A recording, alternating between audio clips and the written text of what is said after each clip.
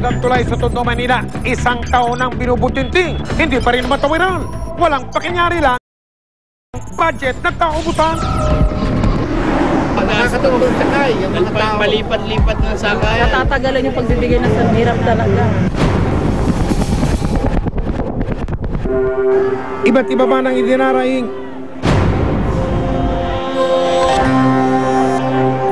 Iisa lang ang hangarin, ang mabigyan solusyon ang kanilang suliranin. Kailangan tapusin ang tulay.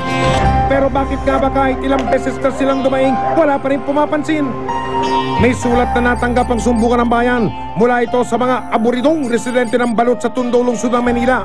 Kabilang sa mga lumagda sa petisyon ang mga opisyales ng mga barangay, mga guro at estudyante, pamunuan ng simbahan, ospital, mga tsuper, sidewalk vendor at mahigit 300 residente sa lugar.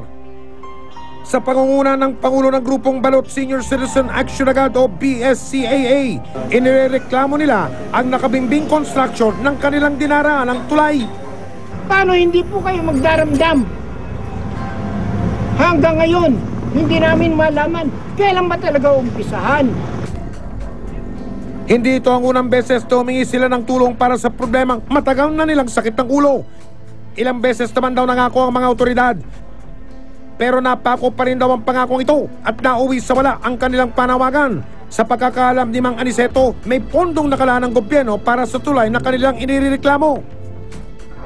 Ito ang tulay ng Honorio Lopez sa Estero de Sunog Apo sa Balot, Tondo, ang tulay na sentro ng reklamo. Nang binisita namin ang tulay, missing in action nga ang mga trabahador sa construction.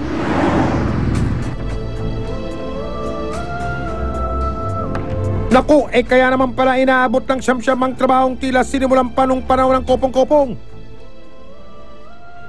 Nakatambak na lang dito ang mga bakal na ginamit sa paggawa, nangangalawang nangangiba. At ang ilang panggamit na mga manggagawa, nilulumot na. Sayang na sayang daw ang pondo ng gobyerno. O Diyos ko! Nagsisilbi na itong pangsamantalang daanan ng mga tao. Pero teka muna, parang malapit na rin ito sa peligro, di po ba?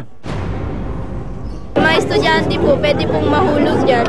Katulad po, may isa po kong gamit na nahulog sa tulay niya. Malaking dagok naman sa hanap buhay ng jeepney driver na si Albert ang hindi raw matapos-tapos na tulay. Magpapasko raw na nakaraang taon ay pasarado ang tulay sa mga nagdaraang motorista. Pero eto at magpapasko na naman ulit, hindi pa rin tapos ang inumpisahan nila. Aba naman, ilang Pasko pa ba ang palilipasin bago tapusin ang proyektong ito? Dagdag oras para ito sa biyahe ng mga driver dahil kailangan pa nilang umikot sa ibang ruta. Kung gawa sana yung tulay, 15 minutos lang nakakarating kami ng Blooming Trip.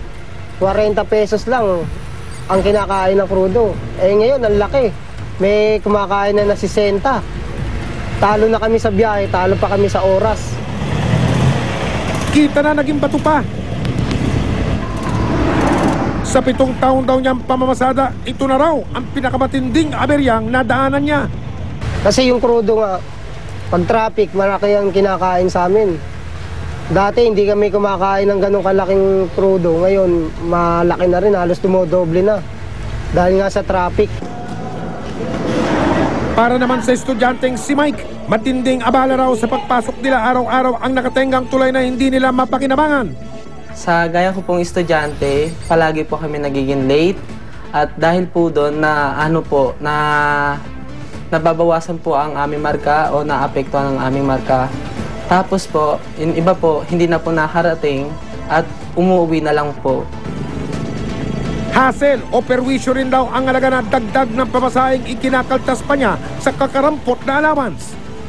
Yung pagdadagdag po sa aming gastusin, yun, nababawasan po yung baon namin. Tapos, imbis na po mapupunta po sa project, napupunta po sa pamasahe po. Bad trip! Isang pagsubok ang ginawa ng investigador para alamin ang nagagawang aberya at abala ng inabantonang tulay sa Tondo. Una, ikinumpara namin ang nadadagdag na layo sa rutang Balot, Tondo hanggang Divisoria.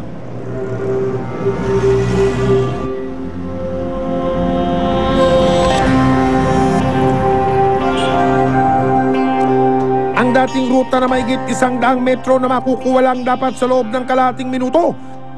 Sa iniikutang ruta ngayon, mahigit 1 kilometro na ang kailangan lalakbayin ng mga sasakyan sa loob ng mahigit 5 minuto.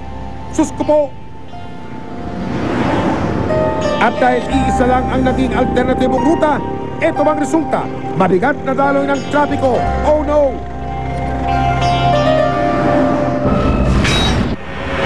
Susunod, tulay na naantala, magagawa pa kaya? Kuminto sila, September! Alam mo, ang laki ng perwisyo. Asawa ko kung hindi mamatay. Paano gagawin namin?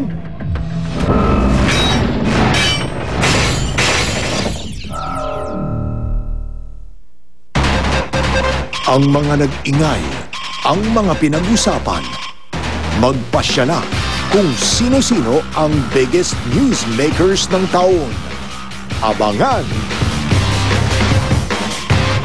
Totoong yelo ho to? Totoong yelo yan. Kung White Christmas ang hanap ninyo, hindi nyo na kailangang mag-abroad Mas malamig tayo sa North Pole. at alamin ang siyensya sa likod ng unang Pasko. When was Jesus born? May dalawang major planetary conjunctions. That would be Jupiter and Saturn. Simula na ng aming Christmas special. Ipinatawag ko kayo ngayong araw na ito para sumama sa akin. Hey, Rudolph! Aha! Mas maagang oras ngayong linggo sa GMA. Tuloy man ang sumbong at reklamo.